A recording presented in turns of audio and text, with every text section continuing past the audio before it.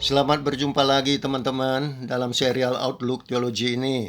Dalam seri terdahulu kita telah memperlihatkan antara lain penjabaran yang salah atau error logika yang kurang disadari dari pihak-pihak yang menganalogikan keberadaan Tuhan Trinitas dengan bilangan dan matematika. Nah, hari ini kita mau menjelajahi bukti-bukti saksi-saksi Alkitab yang sangat-sangat absah tentang ketritunggalan Tuhan kita untuk dibandingkan dengan Tuhan Unitarian yang anti Tuhan Trinitas. Yang sayangnya banyak mengandal tafsir dan logik yang tidak lurus. Sampai-sampai mendalilkan Tuhan yang Maha Kuasa itu bisa berbuat apa saja. Nah, ini tentu naif sekali ya. Mari kita mulai ya. Nah, di sini gambar Unitarian God. Di sini dicantumkan satu hakikat, satu pribadi, satu roh. Itu adalah kepercayaan mereka Tuhan Unitarian ya. Di mana satu God itu disamakan karena memang satu ya. Satu God itu sama dengan Bapa, sama dengan Anak atau Firman, sama dengan Roh Kudus, sama dengan Yahweh. Karena Yahweh ini yang mereka agung-agungkan, tidak salah diagungkan, tetapi kalau disamakan dengan semua persis sama cuma satu, itu mempunyai masalah yang akan kita kupas. Nah, ini yang bermanifestasi dari yang satu, ya semua sosok yang tadi disebutkan itu ya itu dianya itu. Nah, dalam bahasa Inggris gampangnya mereka menganut one deity manifested in many ways. Jadi satu ketuhanan, keilahian ya yang dimanifestasikan dengan pelbagai cara. Kata kunci di sini ya, ingat-ingat manifestasi. Ini yang mereka kaburkan atau mainkan dengan sesukanya. Tuhan Unitarian bermanifestasi macam-macam. Kata kunci memahami Tuhan Unitarian itu adalah manifestasi. Begini, Tuhan itu roh, tidak akan tampak atau terasa oleh panca indera manusia. Untuk nampak kepada manusia, maka roh Tuhan harus diperwujudkan dalam rupa yang visible, dan itu yang disebut manifestasi roh dari Tuhan, atau bisa juga malaikat atau setan. Alkitab mencatat pelbagai jenis manifestasi God yang dapat dibedakan dalam PL dan PB. Di PL, manifestasi itu seluruhnya berbentuk teofani Tuhan sendiri, muncul dalam segala wujud penampakan untuk berinteraksi dengan manusia, menurut maksud dan keperluan Tuhan. Misalnya, bunyi langkah kaki Tuhan yang berjalan di Taman Eden, Kejadian 3:8, atau sebagai malaikat Tuhan untuk berseru kepada Abraham, Kejadian 22:11-15, atau berupa nyala api dalam semak-semak untuk berbicara dengan Musa, tiang api dan tiang awan bagi penampakan Bani Israel di Keluaran. Namun di PB, manifestasi Tuhan masih ada yang berbentuk teofani. Misalnya Roh Kudus berwujud rupa seperti merpati atau lidah api, atau cahaya langit dan suara Roh Yesus kepada Saulus ketika ke Damsyik, dan lain-lain. Tetapi secara khusus, PB berbicara tentang jenis manifestasi yang paling ultimate, habis-habisan, penjelmaan utuh God secara inkarnasi yang akan kita nanti perhadapkan dengan manifestasi ala God Unitarian. Dalam cakupan yang luas, manifestasi ini bisa juga berupa transfigurasi dan vision, penglihatan maya atau dalam mimpi. Ciri manifestasi Tuhan, wujud diadakan untuk berinteraksi dengan manusia. Yang hadir itu ad hoc, temporal, dan pergi lagi sesudah misinya, tanpa meninggalkan jejak atau bekas, karena pada dasarnya yang bermanifestasi itu roh yang hanya diwujudkan nampak fisikal, lalu hilang habis yang fisikal. Nah, kita mulai paham kenapa kaum Unitarian praktis tidak memakai istilah inkarnasi yang meninggalkan jejak, melainkan manifestasi yang tanpa bekas. Nanti akan dijelaskan. Ya, ini yang kita mau tampilkan. Ini slide ya, berturut-turut untuk yang Unitarian, Tuhan Unitarian yang disebut juga oneness, ya, Tuhan Trinitarian yang kita kenal secara umum. Tuhan Unitarian itu di sini bisa diperlihatkan, itu dikatakan satu hakikat, satu pribadi, satu roh. Nah, itu bersifat mutlak dengan macam-macam manifestasi, khususnya berwujud Bapa, Anak, Roh Kudus, yang masing-masing adalah itu dianya yang sama, God Yahweh yang sama, dan satu yang monolit. Bapa sama dengan Anak, sama dengan Roh Kudus, sama dengan Yahweh. Manifestasi God pada dasarnya adalah untuk tujuan berinteraksi via penampakan wujud secara ad hoc kepada manusia yang bersifat temporal dan tidak kekal. God hadir, ini perkataan hadir ini perlu ditekankan karena itulah wujud manifestasinya. God hadir dalam satu saat untuk misinya, lalu setelah selesai hilang tanpa bekas karena harus kembali ke roh asali yang memang tanpa wujud. Ingat manifestasi yang teofani nyala api di semak-semak kepada Musa itu nyala apinya sendiri bukan Godhead. Nyala api di semak-semak belukar itu bukan Godhead, tetapi di situ Tuhan menghadirkan dirinya. Dan wujud manifestasi itu bukan substansi atau esensi dirinya yang Godhead. Jadi pertanyaan yang penting ya, bagaimana dengan wujud Bapa, Anak, Roh Kudus? Apakah setiap wujudnya lalu juga bukan Godhead, bukan Tuhan sepenuh? Ada kadar-kadar yang berbeda atau bagaimana? Nah, ini yang harus mereka renungkan. Sebaliknya kita asas Tuhan Trinitarian ini jelas ya, yang mula-mula dianggap sulit, tetapi ternyata itu gampang. Itu konsekuen dan itu adalah rasional. Ini edisi yang kita update. Tuhan Trinitarian itu Esa Echad itu ya, dalam bentuk jamak. Satu hakikat, tiga pribadi ilahi, Bapa, Anak, dan Roh Kudus. Dalam himpunan Bapa, Anak, Roh Kudus yang bisa dibedakan secara personal, penting ya. Yang saling relasional sempurna, penting. Sesama pribadinya yang indwelling dalam kesatuan abadi sejak semula. Di dalam pengutusan yang mana Tuhan Unitarian itu agak tersendat ya dan agak sedikit menyimpang. Nah, kita ini di sini menjadi sederhana. Bapak mengutus apa yang kita istilahkan tempo hari kan sudah dibilang PIC, person in charge, pribadi yang ditugaskan. Ya, pribadi ini adalah ilahi. Jadi PIC ilahi yaitu ini tolong diperhatikan, pribadi-pribadi utusannya Firman dan Roh Kudus ya yang diutus oleh Bapa, tapi yang indwelling bersama dengan Elohim secara keseluruhan demi untuk menginkarnasikan firman menjadi manusia, bukan sekedar bermanifestasi ad hoc lalu selesai tanpa bekas jejak dirinya, tetapi melainkan firman anak itu sudah mewariskan jejak yang nanti kita persaksikan. Ada 3 saksi yang diabsahkan oleh Alkitab ya. Nah, kembali di sini saya mau menekankan untuk menginkarnasikan firman.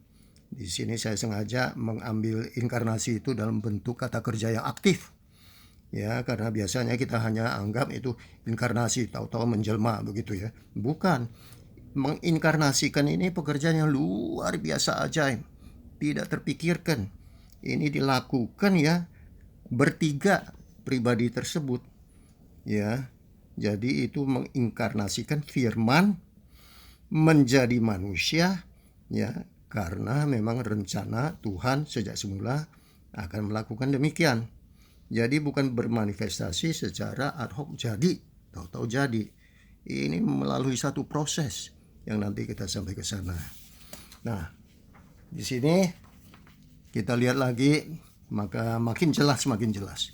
Beda Tuhan manifestatif dengan Tuhan yang inkarnatif.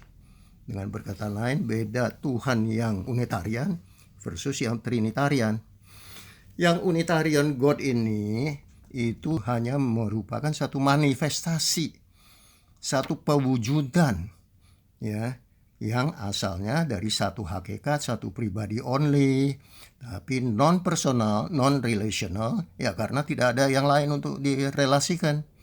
Jadi satu God ini sama dengan satu Bapa, satu Anak, satu Roh Kudus, satu Yahweh yang itu lagi ya. Setiap yang diutus Yahweh kini ya terwujud dari hasil manifestasi dirinya sendiri yang satu mutlak itu. Dengan perkataan lain, ketika dia mengutus, terjadilah dia terubah bagaimana ya menjadi 2 atau 3 wujud tampilan dirinya. Entah dalam wujud Bapa atau Anak atau Roh Kudus. Nah, itu tidak mudah untuk kita bisa meresapi, dan ayatnya bagaimana ya tidak juga mendukung ya. Nah, sebaliknya Trinitarian God ini adalah manifestatif dan inkarnatif. Ya, satu hakikat, 3 pribadi yang relasional. Ini God Echad ini atau Esa ini indwelling ya sesamanya dalam himpunan Bapa, Anak, Roh Kudus. Saya kasih tanda kurung itu ya karena itu kesatuan, bukan satu mutlak ya. Jadi di sini dalam pengutusan menjadi sederhana sekali. Tidak diwujud-wujudkan, diubah-ubahkan dengan tidak ada ayat, tetapi ini Anak atau firman itu adalah PIC yang inkarnatif, menjadi manusia dari firman, dari Elohim yang diutus sama Bapa. Jadi itu jelas, ayat-ayatnya itu jelas ya. Roh Kudus sebaliknya, itu juga PIC yang diutus tapi oleh Bapa dan Anak. Nah, ini yang membantu dalam proses inkarnasi. Nah, kita akan tahu bahwa Roh Kudus turut hadir tatkala dalam kehamilan dari Maria. Nah, Roh Kudus akan turun atasmu dan kuasa Elohim menaungimu. Jadi ketiga-tiganya itu bekerja ya. Sekarang kita ke slide yang ini sangat penting. Inkarnasi suatu penjelmaan yang utuh, bukan hanya diwujud-wujudkan, tetapi dirinya yang utuh masuk ke dalam satu keinsanian. Nah, kita baca misalnya bahasa Inggrisnya mantap ya. The Word became flesh and made his dwelling among us. Nah, dwelling ya. Kemudian di Kolose 2 ayat 9, for in Christ all the fullness of the deity lives atau dwells in bodily form. Dalam bahasa Indonesia sangat terkenal, firman itu telah menjadi manusia. Menjadi manusia, bukan menjadi wujud manusia, dibedakan ya. Dan diam di antara kita. Kalau disebut wujud di sana sini di Alkitab, itu bukan artinya ya itu lalu itu hanya wujud, bukan. Kalau namanya inkarnasi itu menjadi manusia, bukan ya sebenarnya dalam istilah kita sehari-hari yang mungkin campur aduk, menjadi wujud manusia, berbeda. Menjadi manusia, bukan menjadi wujud manusia, dan diam di antara kita. Sebab apa? Ya, sebab dalam dialah berdiam secara jasmaniah seluruh kepenuhan ketuhanan. Nah, jadi kita melihat ya itu seluruh ketuhanan masuk menjadi manusia dalam keinsanan yang penuh. Itulah inkarnasi, bukan manifestasi ala Tuhan Unitarian. Indah sekali bukan? Oleh karena itu kalau inkarnasi itu suatu penjemahan utuh, inkarnasi bukanlah manifestasi ad hoc yang dikatakan mereka sendiri sebatas fenomena Tuhan untuk menghadirkan dirinya yang ilahi itu di dalam berbagai wujud. Tetapi dia pribadi ilahi yang masuk ya kalau inkarnasi, menjelmakan dirinya dengan sepenuh Godhead utuh ke dalam sepenuh keinsanian. Nah, ini didukung lagi dengan ayat apa di Lukas 2:52. Nah, kita bisa baca dia, Yesus ini ya, anak itu bertumbuh besar dan bertambah hikmatnya dan makin intim relasinya dikasihi Elohim. Nah, inilah yang tidak mungkin terjadi dengan Tuhan Unitarian yang diwujudkan jadi wujud fisikal. Ya, mustahil kalau wujud fisikal itu ya kemudian bertambah hikmatnya, ya. Apalagi makin berelasi dalam satu dirinya dengan dirinya. Nah, ini yang menyebabkan Unitarian itu hampir-hampir tidak mau menggunakan inkarnasi istilahnya. Manifestasi sana, manifestasi ini sesukanya karena mengatasnamakan Tuhan yang Maha Kuasa. Nah, padahal sebab dalam diri dialah berdiam secara jasmania seluruh kepenuhan ketuhanan. Inilah yang memungkinkan Dia, ya, Tuhan kita, berdiam indwelling di tengah-tengah kita sebagai siapa? Sebagai Tuhan Immanuel. Yesus namanya. Sekarang menjadi makin jelas bagi kita kan, kenapa kaum Unitarian ini praktis tidak memakai istilah inkarnasi, melainkan manifestasi. Mereka bahkan sempat tempo hari merilis satu video Yahweh Echad, ya, ada itu linknya, bahwa oleh karena Yahweh itu Maha Kuasa, maka Ia sanggup saja memanifestasi menjadi sejuta fenomena. Nah, ini yang dikatakannya. Bahkan baru-baru ini ada YouTube lagi, seorang tokoh Unitarian mengklaim, ya, mengatasnamakan Yahweh yang sama dengan Bapa, sama dengan Anak, sama dengan Roh Kudus, yang mengatasnamakan itu dianya yang Maha Kuasa, lalu menyebutkan tidak ada yang tidak mungkin. Sehingga berani ya berkata, Yahweh bisa apa saja. Dia bisa mau mati, ya mati saja. Mau hidup, ya hidup saja. Karena Dia Tuhan. Nah, Tuhan yang Maha Kuasa bisa begitu, ya. Ini lucu, mereka barangkali tidak menyadari betul-betul bahwa sekalipun Tuhan sanggup melakukan apa saja, ayat yang dipetik tidak salah, namun Tuhan tidak akan mau melakukan hal-hal yang sembarangan dan sia-sia.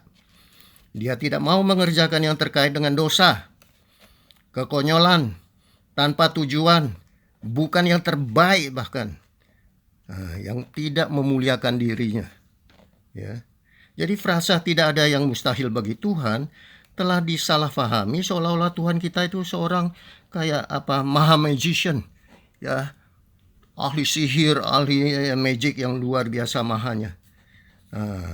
Jangan lupa, God sempat mengakui dirinya yang maha, itu yang tidak mungkin, ya, dan tidak membiarkan, ya, walaupun maha, tidak mungkin dan tidak membiarkan dalam satu hal ini.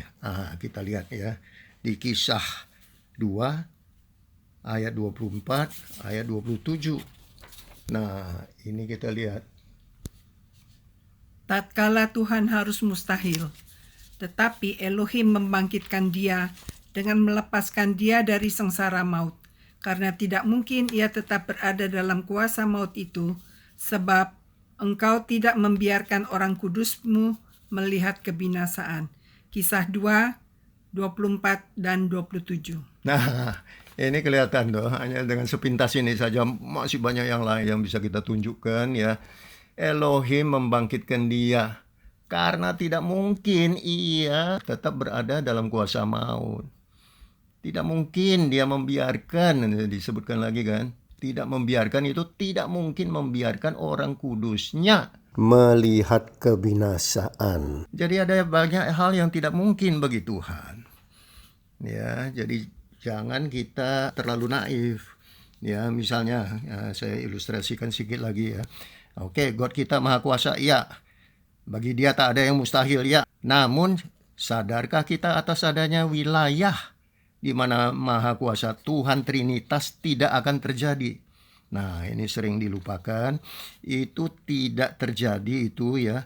Tidak Maha Kuasanya itu timbul secara de facto maupun secara de jure. De facto itu bagaimana? Itu adalah de facto Dia memang tidak bakalan mau. Ya, faktanya Dia tidak bakal mau menghadirkan kuasa-kuasanya untuk hal-hal yang tiada berguna, yang percuma, yang sia-sia. Nah, kita lihat itu misalnya Tuhan dicoba oleh iblis di padang gurun. Jadikan batu ini menjadi roti kalau kamu anak Elohim. Apa dia nggak bisa? Dia nggak mau. Sampai bagaimanapun juga nggak bakalan mau. Nah, ini de facto tidak mau, ya. Nah, dalam bahasa yang kita simpulkan ini ada no wish dan no way. No wish ini tidak ada keinginan, tidak bakalan mau. Nah, itu de facto. No wish. Nah, tapi no way itu ya memang dia tidak bisa melakukannya secara de jure. Nah, karena apa? Kita lihat 2 Timotius 2 ayat 13. Dia di situ dibilang ya Tuhan ya, tidak dapat menyangkal dirinya. No way. Dalam kekudusan, sifat-sifat dirinya yang luar biasa, hukum dan moral etikanya sendiri, bagaimana dia dapat menyangkal dirinya? No way. Jadi ada no ways, no way di mana Tuhan Trinitas kita tidak akan menghunjukkan atau mengekstensikan ya kemahakuasaannya. Dia tidak perlu melakukannya dan tidak mau dan tidak bisa ya. Karena bukan ya itu ya dia punya hakikat. Ya, itu hakikat setan. Nah, jadi Tuhan Trinitas berlainan dengan Tuhan Unitarian. Atau bahkan Allah Islam yang tauhid katanya. Yang diimani berdiri di atas segala-galanya termasuk hukum-hukumnya sendiri.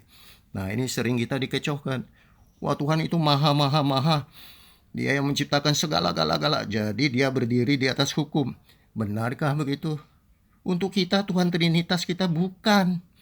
Tuhan Trinitas kita ya tidak berdiri di atas hukum. Perhatikan. Melainkan dialah hukumnya. Dialah firman-Nya. Luar biasa. Kita bersyukur ya bahwa tidak ada yang melebihi Dia. Tetapi hukumnya itu di dalamnya. Dia di dalam hukumnya. Itulah Dia ya. Firman-Nya. Dia firman-Nya. Firman-Nya dalam Dia. Nah, langkah indahnya. Nah, akhirnya kita mau tutup ini dengan 4 bukti ya. Sedikitnya ada 4 kali Tuhan sendiri menyaksikan ketritunggalannya yang echad kepada umatnya. Nah, lihat ini slide ini. Slide yang pertama kita sudah tahu di mana ini. Sungai Yordan. Yesus dibaptis oleh Yohanes Pembaptis. Ya, nah di sana terpampang demo yang luar biasa ajaib yang tidak bisa dilakukan oleh Tuhan-Tuhan lain manapun. Ya, tentang ketritunggalan ya. Jadi ditampakkan dan dikatakan ya, inilah anakku yang kukasihi, kepadanya lah aku berkenan. Ya, jadi ada Bapa, ada Anak, ada Roh Kudus dalam kesatuan jalur yang satu. Luar biasa. Itu jangan dianggap itu seperti satu cerita dongeng. Ini yang tidak mungkin ya bisa ditampakkan oleh Allah yang bagaimanapun juga yang lainnya. Tidak ada. Boleh mengatakan 1, boleh mengatakan dirinya 1000 ya, enggak masalah. Tapi buktikan bahwa itu 1 atau 1000. Nah itu 1.